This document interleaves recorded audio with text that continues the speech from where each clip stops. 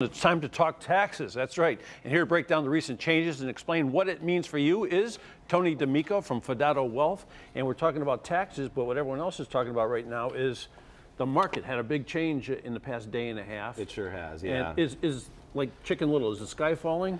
No. So I'm glad you asked that question because it's on a lot of people's minds. But you know what happened on Friday? There was a report on wage growth, and it was a really good report, which just shows you that the economy is doing well.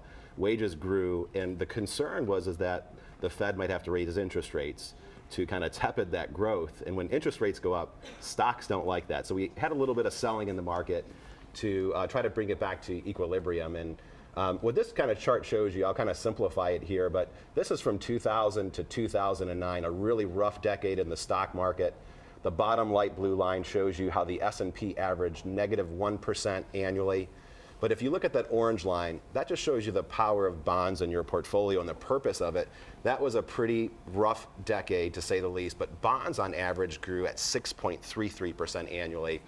And then that dark blue line shows you the impact of not being all U.S. stocks. That dark blue line is 70% U.S. stocks and 30% non-U.S. stocks, and that had the best return. Now that's if you're 100% stocks, and nobody, in my opinion, really should be 100% stocks. But you know, I want to just show the power of bonds in a portfolio.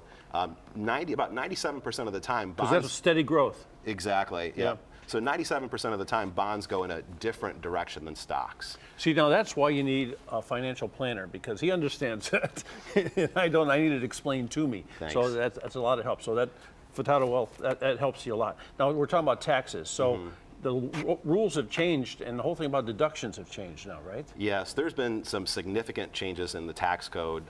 You know, pretty much this is a major rewrite, the biggest rewrite in tax history for about the last 31 years. And there's about 1.5 trillion in tax cuts. But whether you're going to get a tax cut or not depends upon some factors. So, you know, we know that the tax rates have been lowered, but as you mentioned, there's been some changes. So one is that the personal exemption of $4,050 per individual was eliminated. But what they did is they kind of consolidated that into the standard deduction.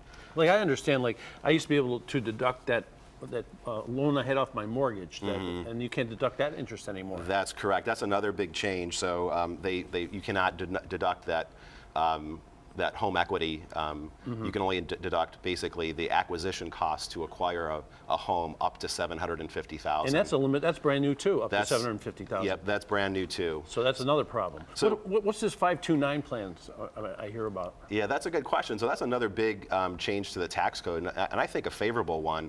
So with a 529 plan, what you're doing is you're setting aside money. It's growing tax deferred, and as long as you use it for qualified educational expenses, it's tax free.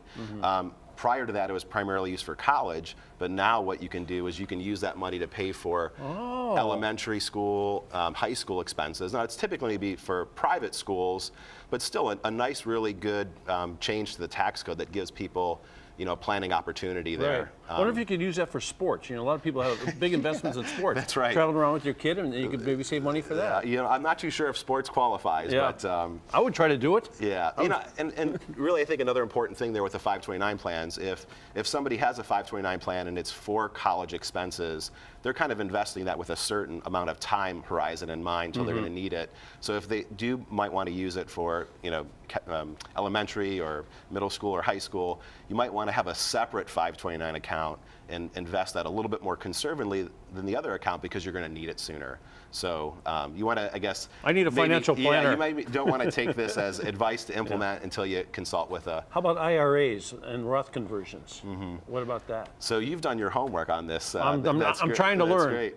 So that's another big change to the tax code is before you could do a Roth conversion, and if you found that your income tax rate was too high, you could change your mind and do what's called a recharacterization, where you basically undo the Roth conversion.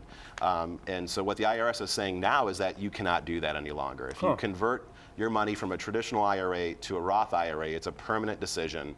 And ideally, when you're doing that, you want to do it when you're not paying a high tax rate to make that conversion. You want to do it when it's going to benefit you the most. Okay, I got a bunch of extra money. Can I give it to somebody and that would help me? Family gifting? It would, yeah. So there's been some significant changes to the amounts that people can gift, and a lot of it is stemmed from the estate tax law changes. So that's like the death tax they talk about. Exactly, yeah. So the amount that you can give, I guess, or pass along when you die has been increased significantly. But those changes are only in play for about 8 years. So there's some concern amongst high net worth families that are in this situation. So you can give more to your family now and ahead of that. And so that's a very effective strategy. And the reason why it's important is that if you are subject to estate taxes, it's a 40% tax rate. So it can be very costly. So why planning ahead is really important. We got about 15 seconds left. So if I call Fidato Wealth, you can help me organize all this stuff going in the right direction? So we're a firm that pledges fiduciary duty to our clients across all advice. I'm a certified financial planner, and I think whether it's taxes or investments, this should all be part of a comprehensive plan based upon what's important to you and your family. Too complicated for me, and that's why you're here. Thank you Thank very you. much.